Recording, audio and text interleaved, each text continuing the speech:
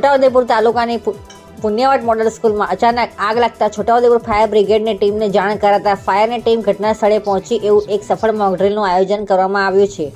આજ રોજ છોટાઉદેપુર તાલુકાના મોડલ સ્કૂલ ખાતે સવારના 10:15ના સમયના ગાળામાં ગ્રાઉન્ડ ફ્લોર પર આગ લાગતા આગના ધુમાડા ફર્સ્ટ ફ્લોર સુધી પહોંચ્યા હતા। ત્યારે શાળાના સંચાલકો દ્વારા છોટાઉદેપુર ફાયર બ્રિગેડની ટીમને ટેલિફોનિક દ્વારા જાણ કરવામાં આવી હતી અને ફાયરની ટીમ ઘટના સ્થળે પહોંચી ગઈ હતી।